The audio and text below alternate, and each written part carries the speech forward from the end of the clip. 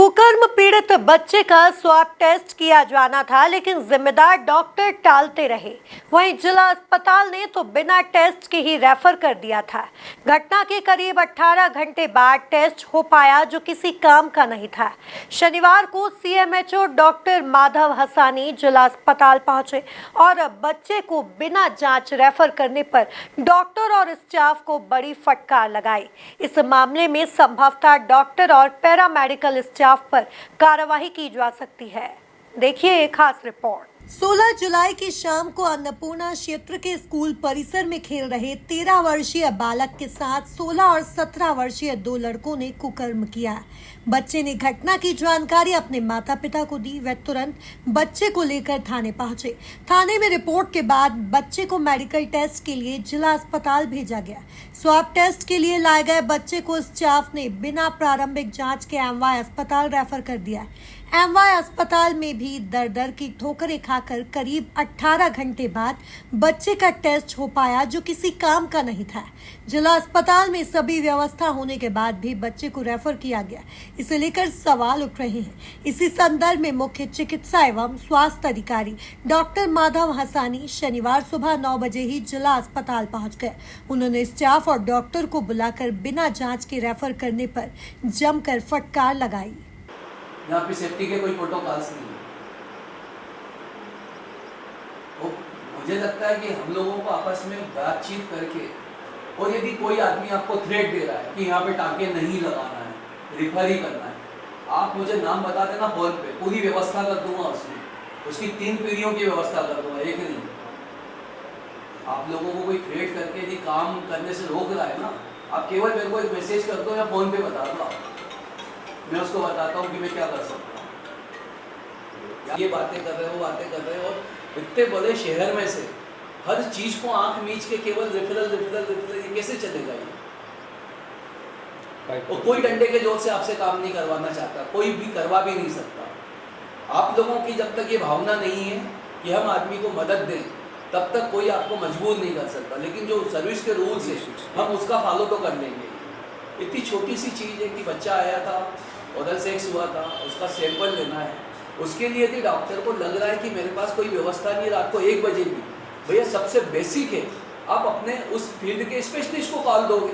ये बैठा है आपके पास पैथोलॉजी का स्पेशलिस्ट, ये यहाँ पे कल्चर कर रहा है बैठ के, इसके पास कौन सा सामान नहीं है, आपने उसको इन्फॉर्म ही नहीं करा,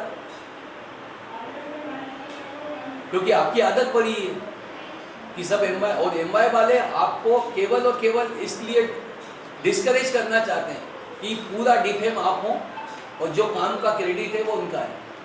वो मेडिकल कॉलेज है, वहाँ स्पेशलिस्ट काम नहीं कर रहे हैं। यहाँ पे तो एक क्वालिफाइड डॉक्टर है। यहाँ पे आपके यहाँ पे मतलब सौभाग्य की बात है कि MD-MS करे हुए लोग कॉल ड्यूटी कर रहे हैं और रेगुलर इमरजेंसी ड्यूटी भी कर रहे हैं, भले PGMO के नाम से। वहाँ तो वो रेजिडेंट्स पढ़ाई कर रहे हैं, वो ड्यूटी कर रहे हैं।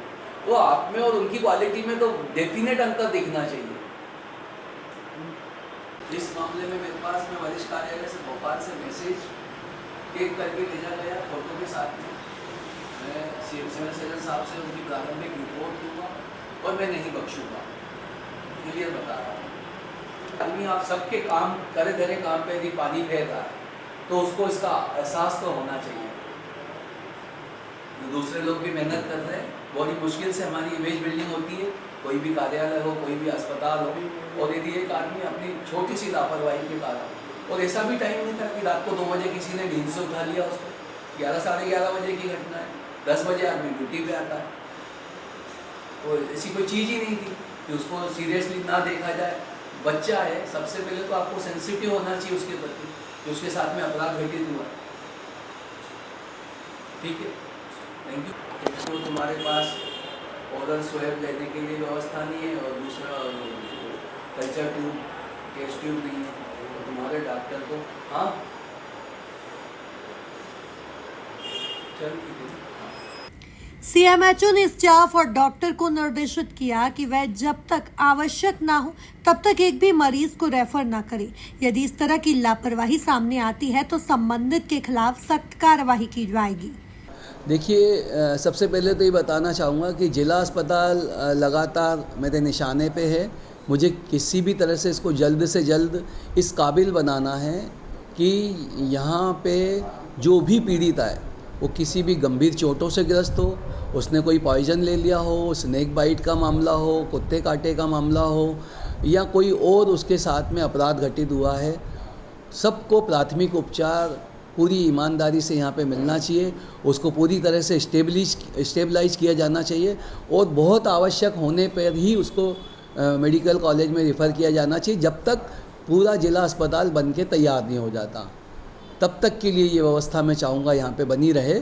लेकिन देखने में ये आ रहा है कि यहाँ पे जो इमरजेंसी ड्यूटी करने वाले चिकित्सक हैं वो चीज़ों को उतनी गंभीरता से नहीं ले रहे हैं। जो भी पीड़ित आ रहे हैं उनको समुचित रूप से परीक्षण किए बिना जो व्यवस्थाएं यहाँ पे पूरी हो सकती हैं, और यदि कोई व्यवस्थाओं की कमी भी है तो बजाय सीधे सीधे उस मरीज़ को रेफ़र करने के कम से कम उनको वरिष्ठ अधिकारियों को इसकी सूचना देना चाहिए, जिससे हो सकता है हम जो व्यवस्थाएं यहाँ पे बना सकते हैं वो 10-15 मिनट में वो हम अरेंज करवा दें।